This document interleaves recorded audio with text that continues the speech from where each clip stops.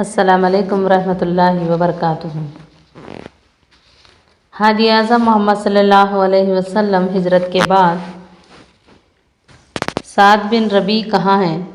آپ صلی اللہ علیہ وسلم اپنے ساتھیوں پر بڑی شفقت فرماتے تھے، سب کی آرام و تکلیف کی فکر تھی، سب کے دکھ سکھ میں شریک رہتے۔ اس ہلچل میں بھی آپ صلی اللہ علیہ وسلم کو سعد بن ربیع کا خیال آیا۔ وہ ایک انصاری تھے۔ لوگوں نے سے فرمایا، دیکھو وہ کہاں ہیں، کس حال میں ہیں، زندہ ہیں یا شہید ہو گئے؟ ایک صحابی نے ڈھونڈنے نکلے، دیکھا تو ایک طرف پڑے ہیں، ابھی جان باقی ہے۔ پاس گئے، کہا، پیارے رسول صلی اللہ علیہ وسلم نے آپ کی جستجو کے لیے بھیجا تھا، انہیں فکر تھی کہ آپ زندہ ہیں یا اللہ کی راہ میں شہید ہو گئے۔ بولے، میرا سلام عرض کرنا اور کہنا کہ آپ کے خادم سعد بن ربیع کے لبوں پر مرتے دم یہ الفاظ تھے، اے اللہ ہمارے نبی کو ہم سب کی جانب سے بہترین اجر عطا فرما، اور ہاں ساتھیوں سے میری یہ بات ضرور کہہ دینا، سرور عالم تک دشمن کی رسائی ہو گئی اور تم میں سے ایک آنکھ بھی کھلی رہ گئی تو اے ضد پاک تمہارا کوئی عذر نہ سنے گا۔ یہ کہتے کہتے روح پرواز کر گئی۔ اللہ کا سپاہی میدان جنگ میں ابدی نیند سو گیا۔ انا للہ و انا الیہ راجعون۔ وہ صاحب آپ صلی اللہ علیہ وسلم کی خدمت میں واپس ہوئے اور سارا ماجرا کہہ سنایا۔ آپ صلی اللہ علیہ وسلم نے فرمایا، اللہ سعد بن ربیع پر رحمت نازل فرمائے۔ زندگی اور موت دونوں میں وہ دین کا سچا فدائی تھا۔ اللہ اللہ کیسے لوگ تھے، موت کی تلخی بھی خدا اور اس کے رسول کی محبت کی شیرینی ان سے نہ چھین سکی۔ بار الہ حمد کا تو سزاوار ہے۔ لاشوں کو دفن کرنے کے بعد مدینے واپس ہونے کے لیے آپ صلی اللہ علیہ وسلم گھوڑے پر سوار ہوئے۔ باقی ماندہ ساتھی آپ صلی اللہ علیہ وسلم کے گرد و پیش اکٹھا ہوئے۔ تقریباً سبھی زخمی تھے، 14 عورتیں بھی تھیں۔ آپ صلی اللہ علیہ وسلم بے ترتیبی اور بد نظمی کو پسند نہ فرماتے تھے۔ بولے، قطار میں کھڑے ہو جاؤ۔ مرد کھڑے ہوئے، ان کے پیچھے عورتیں۔ آپ صلی اللہ علیہ وسلم نے دعا کے لیے ہاتھ اٹھائے۔ بار الہ حمد کا تو ہی سزاوار ہے، تو پھیلانے والا ہو تو کون سمیٹ سکتا ہے، اور تو سمیٹ لے تو کس میں طاقت ہے کہ فراغی دے۔ جس کو تو گمراہی میں ڈال دے، کوئی اس کو ہدایت نہیں دے سکتا۔ جس کو تو سیدھی راہ دکھائے، کس کی مجال ہے جو اس کو گمراہ کر سکے۔ جو تو چھین لے وہ کون دے سکتا ہے، جسے تو دور کر دے سے قریب کرنا کس کے بس میں ہے۔ جس کو تو قریب کر دے سے کون دور کر سکتا ہے۔ پھر آپ صلی اللہ علیہ وسلم مدینہ واپس ہوئے۔ جن گھروں کے لوگ اس لڑائی میں شہید ہوئے تھے، ان کی عورتوں کو تشفی دیتے، ان کے لیے دعا فرماتے، عورتوں کو سمجھایا، اگر گھر کا کوئی آدمی مر جائے تو افسوس سے قدرتی بات ہے، مگر منہ پر تماچے مارنا، بال نوچنا، چہرے کو زخمی کرنا ٹھیک نہیں۔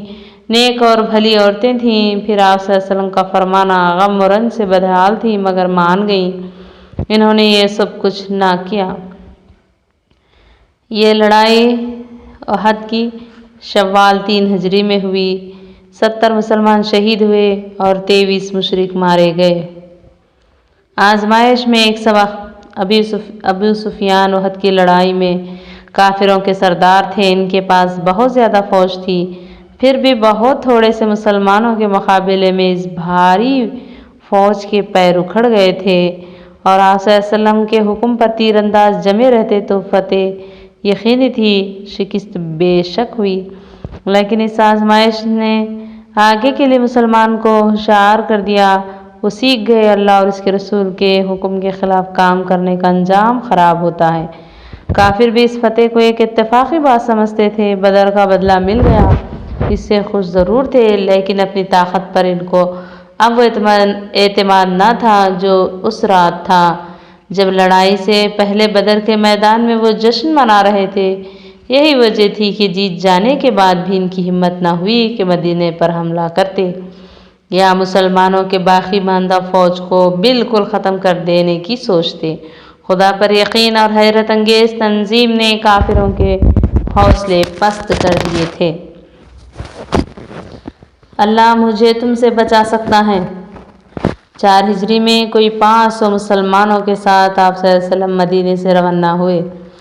معلوم ہوا تھا کہ کچھ لوگ لڑنے کے لیے اکٹھا ہو رہے ہیں۔ جستجو کی گئی، کہیں پتہ نہ چلا، ادھر ادھر جماعتیں بھیجی گئیں۔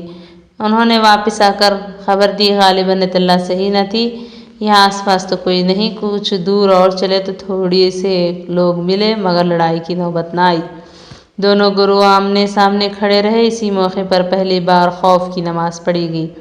ایک صف نماز ادا کرتی، باقی لوگ دشمن کے مقابل ہوشیار صف میں بستہ رہتے۔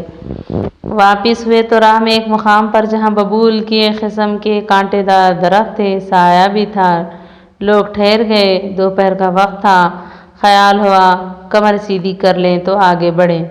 آپ بھی ایک درخت کے سائے میں آرام فرمانے لگے۔ ابھی لوگوں کی آنکھ لگی ہی تھی کہ آپ صلی اللہ علیہ وسلم نے آواز دی۔